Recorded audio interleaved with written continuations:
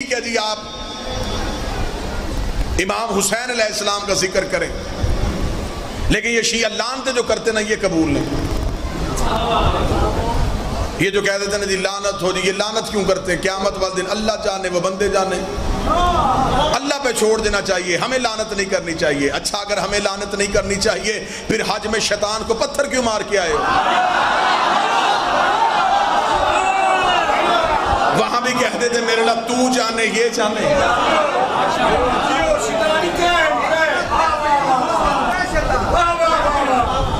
چلو اشارہ کیا ہے تو میں بتا دیتا ہوں تین ہیں کیوں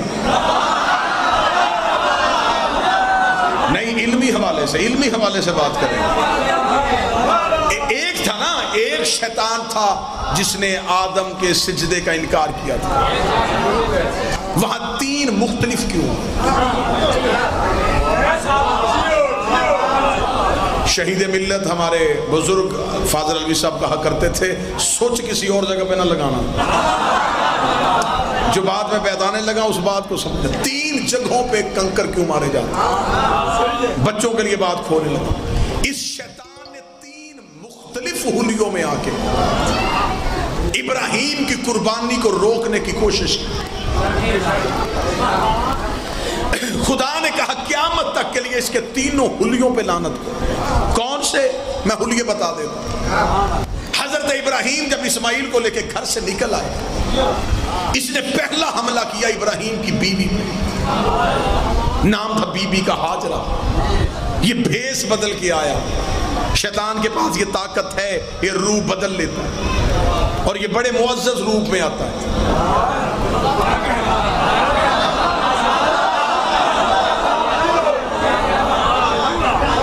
شیطان جب بھی آیا مولوی کا روپ میں آیا، ماتمی کا روپ میں نہیں آیا۔ یہ کپڑے وہی پہنتا ہے جو اسے فٹ ہو۔ یہ بھیس بدل کے بی بی ہاجرہ کے دروازے پہ اس نے دستک دی، اندر سے اسماعیل کی ماں نے پوچھا کون ہے؟ کہنے لگا بی بی تیرا ہمدرد ہوں۔ بی بی نے کہا کیوں آیا؟ کہنے لگا پوچھنے آیا ہوں تیرا بیٹا اسماعیل کہاں ہے؟ تفاسیر کہتی ہے بی بی نے کہا اپنے باپ کے ساتھ اس کے دوست کے گھر دعوت پہ گیا۔ کہنے لگا نہیں بی بی دعوت پہ نہیں گیا، چھری ساتھ لے کے گیا ہے، رسی ہاتھ میں ہے، تیرے بیٹے کو ذبح کرنے کے لیے گیا ہے۔ بی بی نے کہا باپ ہو کے بیٹا کیسے ذبح کر سکتا ہے؟ کہنے لگا اپنا اللہ راضی کرنا چاہتا ہے۔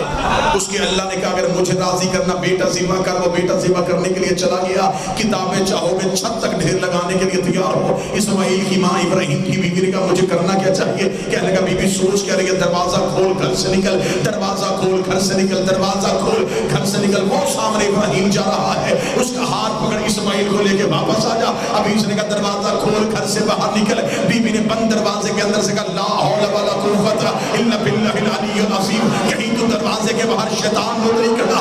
اس کا بی بی باہر تو آئی نہیں، اندر میں گیا نہیں، پہچانا کیسے؟ بی بی دیکھ رہی جو نبی کی بیوی کو حق کے مقابلے پہ گھر سے نکالے، وہ کل بھی شیطان تھا آج بھی شیطان۔ تو نبی کی بیوی کو نکال،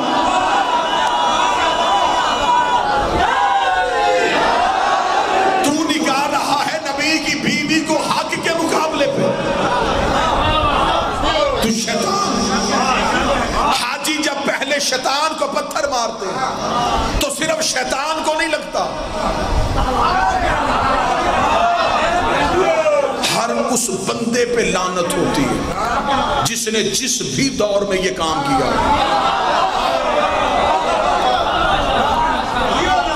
جو نہیں جا سکے ٹی وی پہ جا کے دیکھ لو، وہاں پہ شیطان کھڑے، وہاں پر تو سیمنٹ کے بڑی بڑی دیواریں بنی، پتھر دیوار کو لگتا ہے، اللہ کہتا ہے شیطان کو لگتا ہے۔ میرے مالی یہ تو دیوار ہے، فرمایا بے شک دیوار ہے، لیکن میں تمہیں بتا رہا ہوں اگر کسی پہ لعنت کرنی ہو اصل نہ ملے تو شبیہ بنا لیا کرو،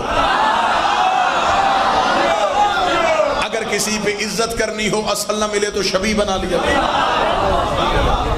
پہلا شیطان، پہلا حلیہ، پہلا پڑھ دیا جی۔ پہلے کو پتھر اس لیے مارا جاتا ہے کہ اس نے نبی کی بیوی کو حق کے مقابلے پہ گھر سے نکالنے کی کوشش کی، پہلے کردار پہ لعنت ہو گئی۔ دوسرا کون سا کردار؟ یہ بھیس بدلا ہوا تھا، یہ ابراہیم کے پیچھے آیا، اسے پتا چلا کہ ہاجرہ تو آئی نہیں، اب یہ ابراہیم کے پیچھے چلا، ساتھ ساتھ چل رہا ہے۔ ابراہیم سے کہنے لگا آج باپ اور بیٹا کہاں جا رہے ہیں؟ ابراہیم نے کہا قربانی دینے جا رہا ہوں۔ کس کی؟ بیٹے کی۔ کیوں؟ اللہ کو راضی کرنے کے لیے۔ کس لیے؟ فرمایا خواب آیا ہے۔ جب ہمیں خواب آیا ہے، اور قرآن بھی کہتا ہے لقد صدقت الرؤیا، ابراہیم نے خواب دیکھا تھا، اس کی تعبیر کی۔ جب ابراہیم نے کہا میں نے خواب دیکھا ہے، ابلیس دیکھ کر کہا جانے دے ابراہیم، میں نے بھی کئی بار ایسے خواب دیکھے ہیں، میں نے تو کبھی اپنا بچہ ذبح نہیں کیا۔ اتنا کہنا تھا، ابراہیم نے پھیرتی ہوئی آنکھوں سے دیکھا، آواز لا حول ولا قوت الا باللہ العلی العظیم، کیا تو شیطان ہے؟ کہنے لگا تو نے کیسے پہچانا؟ فرمایا تو نبیوں کو اپنے جیسا سمجھے، وہ بندے نہیں ہوتے، شیطان ہوتے۔ جو بھی نبی کو اپنے جیسا سمجھے، جو بھی سمجھے، اس کا مطلب ہے جب دوسرے شیطان کو پتھر مارا جاتا ہے تو صرف شیطان کو نہیں لگتا، ہر اس بندے پہ لعنت ہوتی ہے جو نبی کو اپنے جیسا سمجھے۔ دو لعنتیں پہنچ گئی جی، تیسری پہنچنے لگی۔ ہاجرہ پہ حملہ کیا، ہاجرہ نے پہچان لیا، ابراہیم پہ آیا، ابراہیم نے پہچان۔ جناب ابراہیم اسماعیل کو بٹھا کے جگہ صاف کر رہے تھے کہ یہاں بیٹا لٹانا ہے۔ یہ اسماعیل کے پاس آ کے بیٹھ گیا، اس نے کہا یہ جلدی آ جائے گا، یہ بچہ ہے۔ اسے نہیں پتا تھا نبی بچپن میں بھی نبی ہوتا ہے۔ اسماعیل کے پاس بیٹھ کے کہنے لگا کتنا خوبصورت ہے، کتنا پیارا ہے، کیوں باپ کی بات مان رہا ہے؟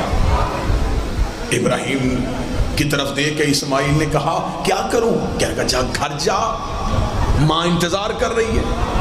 اسماعیل نے کہا پاپا کیا سوچے گا؟ کہنے لگا جانے دے، باپ بڑھا ہو گیا، بڑھاپے میں فیصلے ٹھیک نہیں ہوتے۔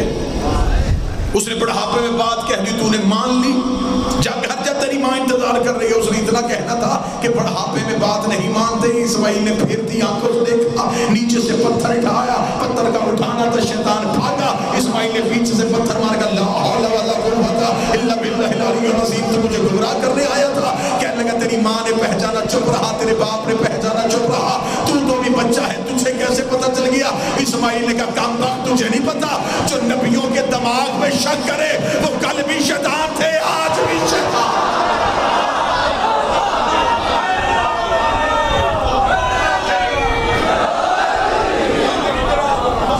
اس کا مطلب ہے جو بھی نبی کے دماغ پہ شک کرے وہ شیطان ہوتا ہے اور لعنت کا حقدار ہوتا ہے۔ یہاں بندے ہم پہ اعتراض کرتے ہیں کہ لعنت نہ کرو، وہاں سارے لعنت کر کے آتے ہیں۔ یہاں نمازیں اکٹھی پڑھو تو کافر، وہاں عرفات میں ظہر اثر، مزدلفہ میں مغرب اور عشاء اکٹھی پڑھی جاتی۔ اس کا کیا مطلب ہے؟ خان گڑھ میں شریعت اور کعبے میں شریعت اور، یہاں اکٹھی پڑھو تو کہتے ہیں شیعہ، وہاں پڑھو تو وہاں تو پڑھنی پڑے گی، اس لیے کہ بنانے والا کعبے کا شیعہ ہے۔ اللہ قرآن میں کہتا ہے ابراہیم ہمارے شیعوں میں سے تھے۔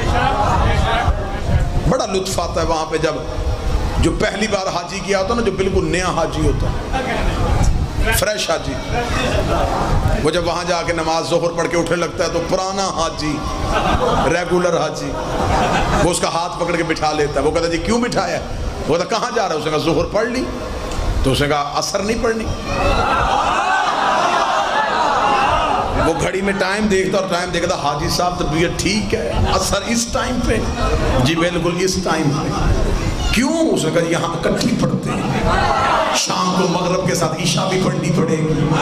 وہ پرانا حاجی جب یہ بات کہتا تو نیا حاجی اس کے کام میں پوچھتے، حاجی صاحب یہ کام تو پاکستان میں شیعہ نہیں کرتے۔ اس کا چپ ہو جائے، یہاں سب کچھ وہی کرنا پڑتا ہے جو شیعہ کرتے ہیں،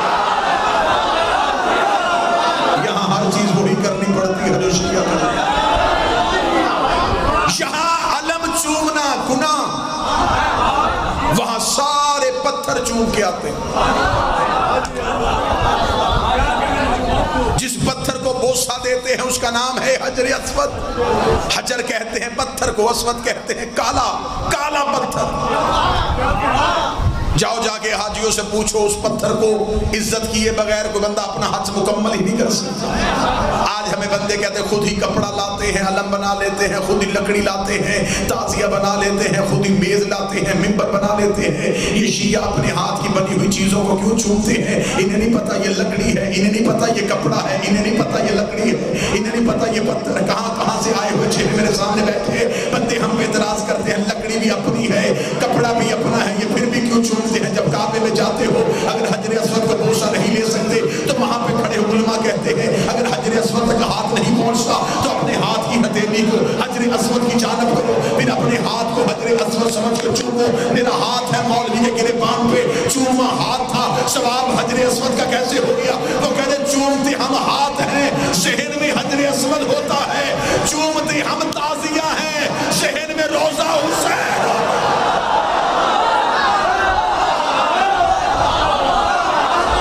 سارے حج میں حسین کی عزاداری کا جواب مل رہا ہے جی. سارا حج حسین کی عزاداری کے جواب میں. یہاں بندے ہم پہ اعتراض کر دے تھی، مجلس ہو رہی تھی، مستورات ساتھ بیٹھی تھی، اعتراض کرنے نا، ڈھونڈنے اعتراض. جی جلوسوں میں عورتیں ساتھ، مجلسوں میں ساتھ. اسلام تو پردے کا حکم دیتا، اسلام تو عورت کو چار دیواری میں رہنے کا حکم دیتا. یہ مجلسوں میں کیوں بیٹھتی ہیں؟ آؤ میں تمہیں جواب دوں. یہ جتنی بیٹھی ہیں مجمع میں کسی کی ماں، کسی کی بہن، کسی کی بیٹی، کسی کی بیوی. جب طواف کعبہ کرتے ہو عورت کسی ملک کی، بیٹھے ہیں چلے گئے آپ،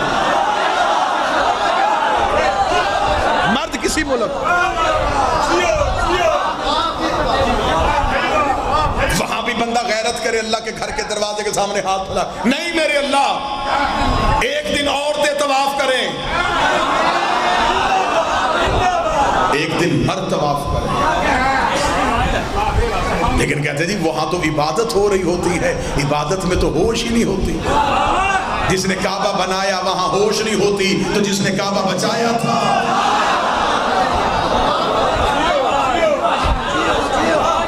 یہاں مجلس سننے کے لیے آ جائیں گے، مجلس ختم ہوگی، مجلس کے بعد کہیں لنگر کر لو. نہیں جی لنگر نہیں کرنا.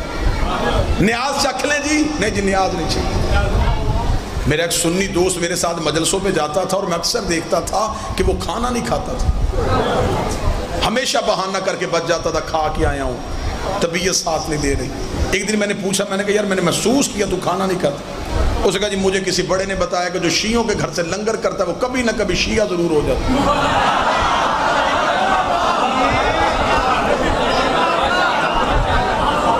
بات تو سچ ہے، لنگر بولتا تو ہے. یہ بات میں نے تو نہیں بنائی، بزرگوں نے بنائی تھی. جس کا کھاؤ. مجلس میں بندے نیاز نہیں لیتے، کہتے یہ تبرک، یہ نیاز، یہ اسلام میں ہے ہی نہیں. ایسا ہے کہ نہیں ہے؟ میں نے بڑی سادہ سادہ باتیں کی ہیں جی، سادہ باتوں سے میں نے عزاداری کا جواب دیا ہے. جو جواب ہمیں عزاداری کے دنوں میں بندے پوچھتے ہیں سب کا جواب میں نے محرم میں دے دیا. حج میں ہر چیز کا جواب. یہاں بندے تبرک نہیں لینے دیتے، اسلام میں ہے ہی نہیں. تازہ تازہ حاجی حج کر گیا، اس کے گھر جاؤ، اس سے جا کے ذرا پوچھو حاج صاحب کوئی حج کے قصے سنائیں، بڑے لمبے چوڑے سنائیں گے. اللہ نے بڑا کرم کر دیا، بس جی بچوں نے مہربانی کی، بھیج دیا مجھے، بڑی ان کی نوازش. باجی سب کے لیے دعائیں کی ہیں. حجر اسود میں بڑا رویا جی، طواف بڑا رو رو کے کیا جی، صفا مروہ پہ بڑا لطف آیا جی. کیا کہنے جی، بڑا ہی اللہ نے مزہ کرم کر دیا، بڑا ہی اللہ نے شرف بخشا. پورے واقعے سننے کے بعد جب آپ اٹھ کے جائیں، اچھا حاجی صاحب اللہ نہیں تھوڑی دیر کے لیے بیٹھ، حاجی صاحب اندر جائیں گے، 2 کھجوریں،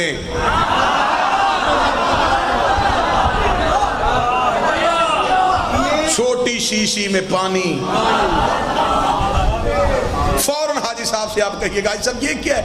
یہ کھجوریں اور پانی. نہیں حاجی صاحب کھجوریں تو یہاں سے بھی مل جاتی ہے، پانی ہمارے گھر میں. یہ وہ نہیں ہے. یہ میں وہاں سے لے کے آیا ہوں. کہاں سے لے کے آئے ہیں؟ یہ جی میں تبرک لے کے آیا ہوں. تجھے اسماعیل کی ایڑیوں سے نکلنے والا پانی تبرک لگ گیا، حسین کی سبیل کا پانی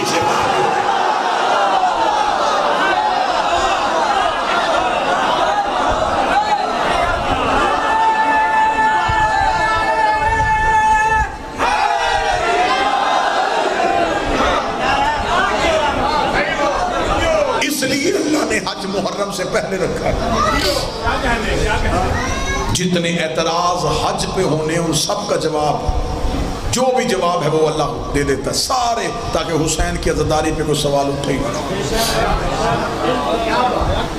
وہاں جاتے ہیں بندے، واپس آ کے کہتے ہیں جی صرف اللہ ہی مدد کرتا ہے، اللہ کے علاوہ کوئی مدد نہیں کرتا، صرف یا اللہ مدد. 6 سال سعودی عرب کوئی بچہ محنت مزدوری کرنے چلے جائے نا، واپسی پہ مفتی بن جاتا ہے. ایک آدھ خاندان کا بیڑا غرق کر دیتا ہے. میں جی وہاں رہا ہوں، نہ میں نے وہاں کو ختم دیکھا ہے، نہ درود دیکھا ہے.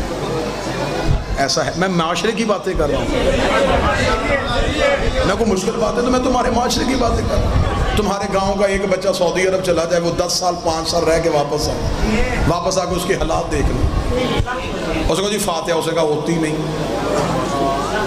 دعائے مغفرت پہنچتی نہیں، یا رسول اللہ مدد ہے ہی نہیں، یا علی مدد بدعت ہے، ہوتا ہی نہیں. قبروں پہ جانا چھوڑ دیتے ہیں. آپ جا کے مدینہ منورہ میں دیکھیں، روضہ رسول کی جالی نہیں چومنے دیتے. وہاں پہ انہوں نے شرطے کھڑے کیے ہوئے ہیں. جب وہ بندہ جالی چومنے لگتا ہے، اگر آپ پاکستانی ہیں تو فوراً اردو میں کہیں گے لوہے کی جالی چوم رہے ہو، پڑھے لکھے ہو، جالی تمہیں کیا دے گی؟ واللہ بخدا میں خود گیا ہوں، میں نے اپنے کانوں سے سنا، وہ کھڑے ہو گئے تھے، ماتا محمد تو مر گئے. پھر وہ خانہ کعبہ کی طرف ہاتھ کر کے کہتے ہیں وہ زندہ ہے، زندہ کو چھوڑ کے مردوں سے مانگ رہے ہو. وہاں پہ گئے، بندے کا دماغ خراب تھا. لیکن حد ہے ان کی منافقت کی. خود روضہ رسول کی جالی نہیں چومنے دیتے اور اپنے سعودی عرب کے بادشاہ کے ہاتھ چومتے. ایک دفعہ ایک شیعہ عالم دین سعودی عرب حج کے لیے گئے، پتہ چلا شیعہ عالم دین ہے. انہوں نے کہا بلاؤ ذرا اس کی توہین کریں، اس کی تضحیق کریں. اسے بلایا گیا، بلا کے ایک دعوت کا اہتمام ہوا. جب دعوت کا اہتمام ہوا، سعودی بادشاہ اپنے کمرے سے نکل کے آیا تو سارے سرکاری مولویوں نے اس کے ہاتھ چومنے شروع کر دیے. جب وہ شیعہ عالم دین کے پاس آئے تو شیعہ عالم دین نے سعودی بادشاہ کے ہاتھ نہیں چومے.